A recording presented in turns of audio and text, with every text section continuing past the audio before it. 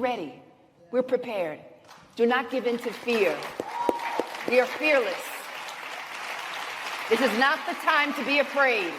This is a time to stand up and fight back and to resist any temptation for them to divide us. We're in this together. The rule of law is on our side. We will not give in, not give up. We will not capitulate. We will not bow. We will not bend. We will survive.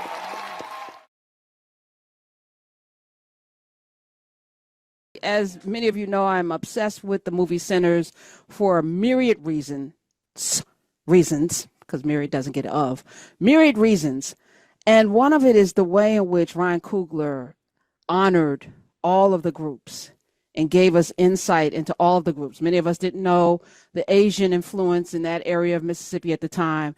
And the movie opens up, spoiler alert, with the vampire running for his life, followed by some Choctaw Indians who knew some things.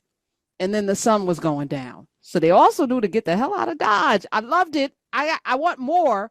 Ryan Coogler has announced there will not be a part 2, but there should be a spinoff that features them. Amber Cabral is here. Say more about that. Humaning Well is the podcast. Let me welcome cultural consultant for the movie Sinners for the Choctaw tribe. He was also an extra and also a language expert.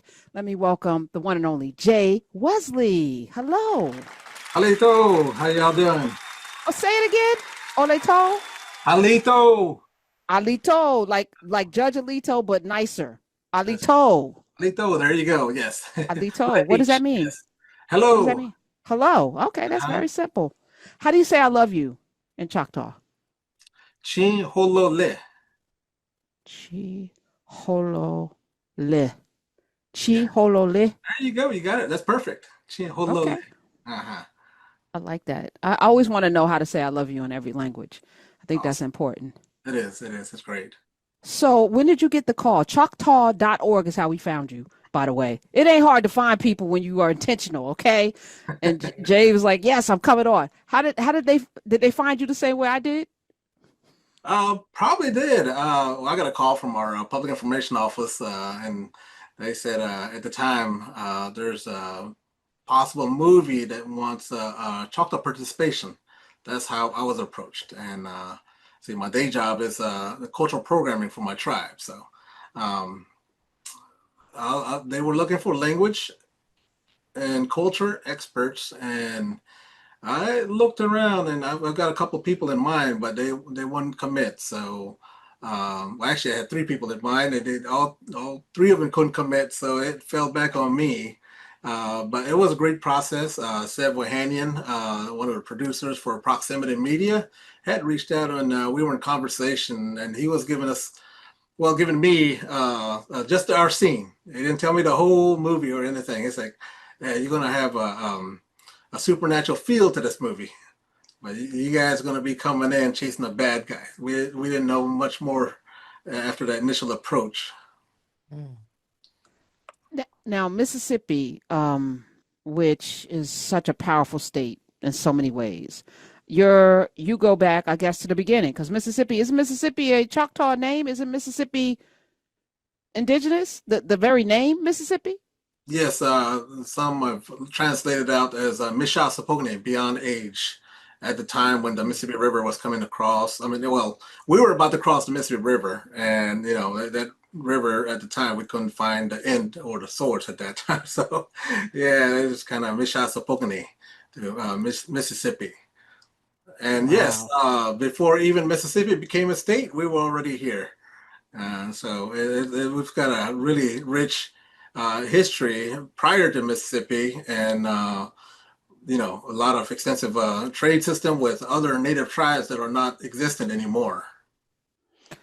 What's the story told in your community? Because we're a nation of myth making now, right? We tell lies and myths about the foundings and the people that were here. You know, I was talking earlier about how we grew up with cowboys and the Indians were always the bad guys, and John Wayne and others were the good guys. We never told people that cowboys were actually African black people. We didn't tell any of the right stories. What kind of stories are told in your community about your beginnings? Well, we have a lot of legends because we had a lot of storytellers. That's been passed on generation after generation before it was written down. But the two legends that we do have is one is the migration. We came somewhere from out west area and migrated over, as led by two brothers, Choctaw and Chickasaw, which today is known as Choctaw, and the other one's Chickasaw, which is a nation in Oklahoma. That we had split at the Mississippi River, and that's how two nations were born. And the other one is, the first legend, migration. We ended up in a place called Naniwaya, a leaning hill, and that's what we consider our mother mound. That's where a lot of the mystique and mystery and where we came from, it kind of starts from there at that point with all of our storytelling. But the other legend is emergence, that we came out of Naniwaya from a below world. You can see that visually with one of the shows called Marvel Echo series. One of the Yes. episodes has that where the Choctaw people are coming from the below ground. That's the other legend that they play in that series there. So, like we had, below world. That's where the Choctaw people were at, and then coming into this world, and then of course, our legends and stories keep on going into the sky world. So, yeah. So you've seen the movie now, Oh and now yes. you see what that role is. Can you tell us what the Choctaw knew that could help us with the vampires we're dealing with today? Right. I think we had Jay. experience working with, supernatural beings. That's one of the things that we have is a lot of storytelling, as we have supernatural beings, and working with Sev Ohanian, he was like, okay, you guys are following this bad man, but he's done really bad things at your community and coming onto the scene. So one of the things we had and we've talked about is like having a backstory. So we have it in frame of mind coming into the scene, is that we have experience with the vampires, or vampires of different names in the history of Mississippi. Taking away lands, taking away our culture, taking away a lot of stuff from our, taken from the people themselves. So we've got a lot of history with that. You ain't tell us what So we need to know though, Jay. yeah, Jay, I was gonna how do say we I was fight gonna them? How do we fight them? Come on, Jay. Give us some answers. Well, fighting them for us was staying together, trying to work with one another. Coming up to that cabin, we're chasing the vampire Remmick, and hey, it was like, really, is he in there? We're chasing this really bad guy, and if he's in there, we got to work together basically, and kind of finish off what we started, considering the shape he was in by the time he showed up to that cabin. right. So with that, I think that would have been a really short movie if they let us have Remick at that point. But we knew our limits though. The sun was coming down, and our horse rider, scout, was like, "Tushpa, Kilia," and so basically it's saying, "Hurry up, let's go," because he's checking our I guess the sun that's going to be helping us take him out. But after a while, it's like trying to warn the ladies, like, hey, just let God watch over you and be with you. But we got to go. We knew our limits, so we had to head on out. So my question is, how has, now that y'all have seen it and you have the whole storyline, how has your community like responded to seeing yourself portrayed in it? Like, we don't see a lot of very well done representation of Native Americans in film. And so like to have this level of intentionality, how has the Choctaw, community responded? It's great. Really, like for us, we're not actors. We Right. just got the call, and I just found, we're working with, producers and casting directors and costume people, and trying to find the right people to really kind of get involved in this. And once we get to that point, it's a lot of research.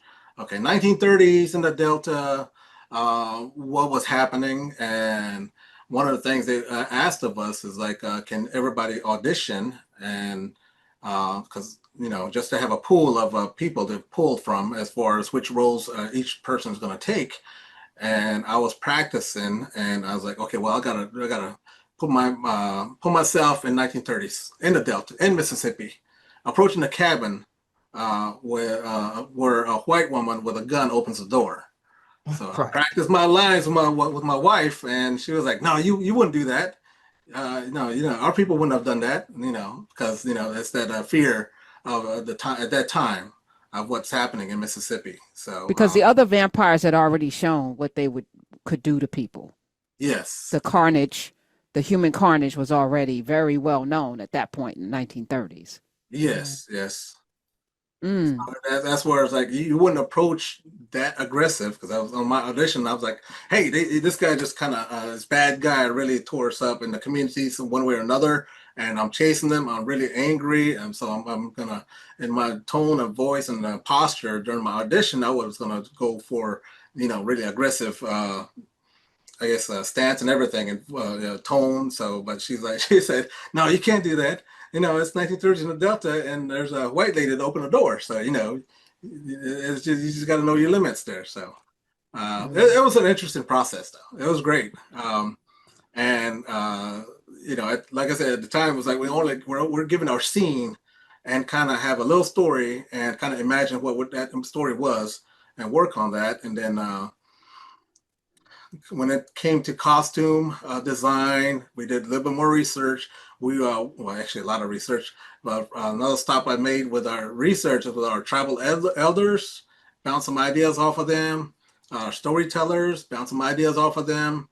And Choctaw Cultural Center, that's the place where they had we have exhibits through our different time periods of our history. So we're trying to locate the exact kind of look, and then got pictures and research notes and sent that to Ruth Carter, the costume designer there in New Orleans, that we got to look the part. Mm. And with her research and our research and mashed them up, she did an awesome job. Yes. If she Putting it doesn't win an together. Oscar, I need to know why. We're ready. We're prepared. Do not give in to fear. We are fearless. This is not the time to be afraid. This is a time to stand up and fight back and to resist any temptation for them to divide us. We're in this together. The rule of law is on our side. We will not give in, not give up. We will not capitulate. We will not bow. We will not bend. We will survive.